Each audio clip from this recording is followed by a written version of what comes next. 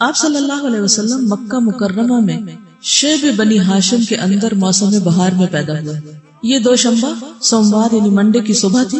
ربیع الاول کی 9 اور کہا جاتا ہے کہ 12 تاریخ تھی. سال وہی تھا جس میں ابرہہ نے مکے پر حملہ کیا تھا. چونکہ وہ اپنے ساتھ ہاتھی بھی لایا تھا اور عربی میں ہاتھی کو فیل کہتے ہیں، اس لیے اس کا نام عام الفیل پڑ گیا. اس روز اپریل 571 کی 22 تاریخ تھی. مجھے یہ دونوں تاریخیں بہت اچھی لگتی ہیں کیونکہ میری تاریخ پیدائش بھی 22 ہے اور 1957 ہے. تو جب میں اس میں دوسری طرف سے دیکھتی ہوں 57 کا ورڈ تو مجھے بہت اچھا لگتا ہے. بہرحال جس سے محبت انسان اس سے دور پار کی مناسبتیں بھی ڈھونڈ لیتا ہے کہ اچھا وہ فلاں چیز ملتی. پیدائش کے وقت دایا کا کام حضرت عبد الرحمن بن عوف کی والدہ شفا بنت عمر نے انجام دیا، لیکن آپ کی وفات 8 جون 632 کو ہوئی ہے. یہاں لکھا نہیں لیکن جسٹ ایک آئیڈیا دینے کے لیے 8 جون 632 عیسوی. جب آپ پیدا ہوئے تو آپ کی والدہ نے خواب میں دیکھا کہ ان کے جسم سے ایک نور نکلا جس سے ملک شام کے محل روشن ہو گئے. پھر والدہ نے عبد المطلب کو آپ کی پیدائش کی خوشخبری بھجوائی. پھر والدہ نے عبد المطلب یعنی دادا کو آپ کی پیدائش کی خوشخبری بھجوائی. کیوں؟ کیونکہ باپ نہیں تھے. الم یجد کا یتیما فآوا. وہ شاداں و فرحاں تشریف لائے اور آپ کو خانہ کعبہ میں لے جا کر اللہ تعالیٰ سے دعا کی اور اس کا شکر ادا کیا اور اس توقع پر کہ آپ کی تعریف کی جائے گی آپ کا نام محمد رکھا. پھر عرب کے دستور کے مطابق 7ویں دن عقیقہ اور ختنہ کیا اور لوگوں کی دعوت کی. یہ عقیقہ اور ختنہ دور جاہلیت میں بھی ہوتا تھا. یہ سنت تھی کس کی؟ ابراہیم علیہ السلام کی. وہ جو آتا نا وَإِذِ ابْتَلَىٰ إِبْرَاهِيمَ رَبُّهُ بِكَلِمَاتٍ فَأَتَمَّهُنَّ. تو ان آزمائشوں میں سے ایک آزمائش یہ بھی بتائی جاتی ہے کہ آپ کو ختنے کا حکم دیا گیا تھا اس عمر میں، شاید 80 سال کے تھے اس وقت. تو آپ نے اللہ کے حکم آنے پر اپنا ختنہ کیا تھا. تو عرب میں بہت سی چیزیں ختم ہو چکی تھی لیکن بہت سی روایات باقی تھی. اسلام نے آ کر ان کو باقی رکھا. بعض لوگ یہ سمجھتے کہ دور جاہلیت کفار شاید بالکل ہی ملحد لوگ تھے، اگرچہ الحاد بھی تھا. یہودیت، عیسائیت، مجوسیت اور سابیز کے علاوہ، سیبین کے علاوہ ایتھیسٹ بھی تھے وہاں پر، ٹھیک ہے، لیکن بہت چند گنے چنے. مکہ میں خاص طور پر میجورٹی مشرکین کی تھی. تو یہاں پر آپ دیکھیے کہ اگرچہ وہ مشرک تھے لیکن ان کے اندر حج کا کانسیپٹ موجود تھا. اس میں بھی کئی خرافات بدعات شامل ہو گئی تھی. ننگے حج کرتے تھے اور کچھ اور غلط کام کیا کرتے تھے. عرفات تک نہیں جاتے تھے جس کی اللہ تعالیٰ نے اصلاح کی. ثم افیدوا من حیث افاض الناس. مشعر حرام کو انہوں نے مقرر کیا تھا، وہاں بیٹھ کے مجلسیں لگاتے تھے. لیکن باقی ریچول جو تھے وہ دور جاہلیت میں بھی اسی طرح ہو رہے تھے جیسے حضرت ابراہیم علیہ السلام کے زمانے سے چلے آ رہے تھے. تلبیہ تک موجود تھا، لبیک اللہم لبیک، لیکن اس میں انہوں نے اضافہ کر لیا تھا. لا شریک لک الا شریکا هو لک، اس کے الفاظ آگے بڑھا لیے تھے اپنے پاس سے. ہم نے بھی تو ایسے بہت سے کام کر رکھے ہیں دین میں، اپنے پاس سے اضافے کر رکھے. تو عربوں کے ہاں بھی دور جاہلیت میں یہ سب چیزیں ہوئی.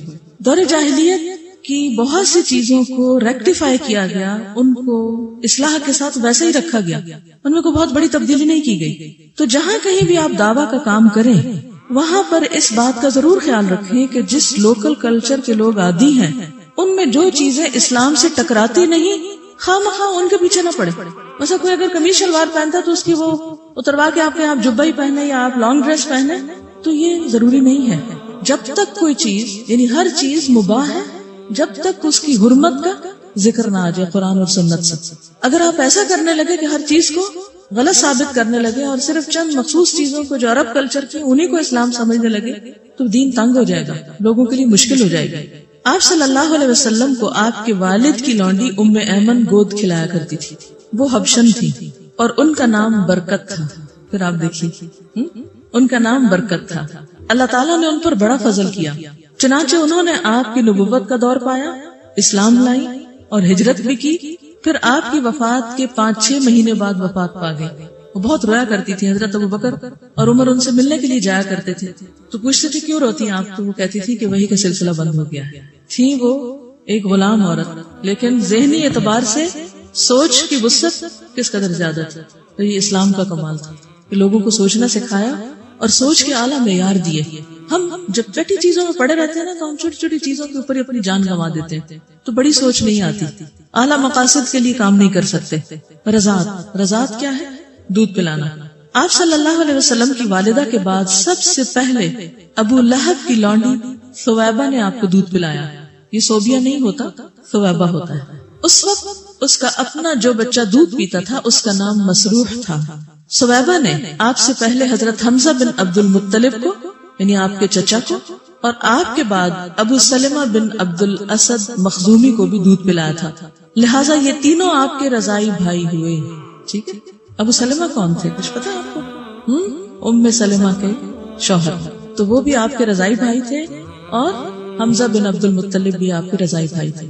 یہ جو ثویبہ ہیں ابو لہب کی لونڈی، جب حضور صلی اللہ علیہ وسلم کی پیدائش ہوئی تو اس لونڈی نے جا کر ابو لہب کو خبر دی تھی، تو بہت خوش ہوا اور اس نے ہاتھ کے اشارے سے، انگوٹھے اور اس انگلی کے ہاتھ کے اشارے سے اس کو کہا تھا کہ تم آزاد ہو. ابو لہب کی وفات کے بعد، یہ واقعہ بخاری میں آتا ہے، ابو لہب کی وفات کے بعد اس کے کسی رشتہ دار نے اس کو خواب میں دیکھا اور پوچھا تمہارا کیا حال ہے؟ تو کہنے لگا کہ جب سے تم سے جدا ہوا ہوں ایک دن بھی آرام نہیں پایا، ایک دن بھی آرام نہیں پایا سوائے اس کے کہ ثویبہ کو آزاد کرنے کے بدلے مجھے یہاں سے پانی پلایا گیا. اور اس نے انگوٹھے اور اس کے قریب کی انگلی کے درمیان ایک سوراخ کی طرف اشارہ کیا. یہ ہوتا نا چھوٹا سا یہ لکیر کے اوپر سوراخ سے، کیونکہ اس نے اس کو یوں کہا تم آزاد ہو. تو یہ آزادی اس نے دی تھی اس خبر کے سننے کی خوشی میں کہ بھتیجا پیدا ہوا ہے. اس سے کیا سیکھا آپ نے؟ اللہ تعالیٰ کسی کی نیکی کو ضائع نہیں کرتے. غلاموں کو آزاد کرنا ایک بہت بڑی نیکی، کسی بھی غلام جان کو آزاد کرنا، اور وہ بھی حضور صلی اللہ علیہ وسلم کی ولادت پر، آپ کی آمد کی خوشی پر. بہت سے لوگ اس سے میلاد کا کانسیپٹ نکال لیتے ہیں. وہ کہتے ہیں چونکہ ابو لہب کو مرنے کے بعد صرف اتنا سا آرام ملا آپ کی پیدائش کی خوشخبری میں غلام آزاد کرنے پر، تو ہم کیوں نہ اس دن بڑے بڑے کھانے پکائیں. اول تو یہ ہے کہ خواب کے اندر سے کوئی شرعی حکم نہیں نکالا جا سکتا. کوئی اخلاقی اصول یا کوئی خوشخبری یا کوئی خبر تو لی جا سکتی ہے، لیکن شرعی حکم نہیں ہوتا اس پہ کوئی کہ اس کی بنا پر ہم شریعت میں کوئی تبدیلی کر ڈالیں. کہ بخاری میں ایسی کوئی روایت آئی ہے تو اس بنا پر اب ہم میلاد منانا شروع کر دیں اور پھر بڑے بڑے کھانے بنانے شروع کر دیں، یا اس دن کوئی خصوصی صدقہ خیرات کریں. اگر ایسا ہوتا تو پھر آپ صلی اللہ علیہ وسلم ہمیں بتانا نہ بھولتے. آپ کی زندگی میں 62 بار تو یہ دن آیا ہی تھا آپ کی پیدائش کا، پھر صحابہ کی زندگی میں بھی آیا، لیکن کسی نے ایسا کوئی کام نہیں کیا. زیادہ سے زیادہ جو اس واقعے سے ہم سیکھ سکتے ہیں وہ یہ کہ اللہ تعالیٰ کسی کا بھی احسان یا نیکی کو ضائع نہیں کرتے. اور ابو لہب نے جہاں دشمنی کی تھی وہاں اگر دور جاہلیت میں کوئی اچھا کام کیا تھا تو اس کے بدلے اس کو وَمَن يَعْمَلْ مِثْقَالَ ذَرَّةٍ خَيْرًا يَرَهُ، بس اتنی سی بات.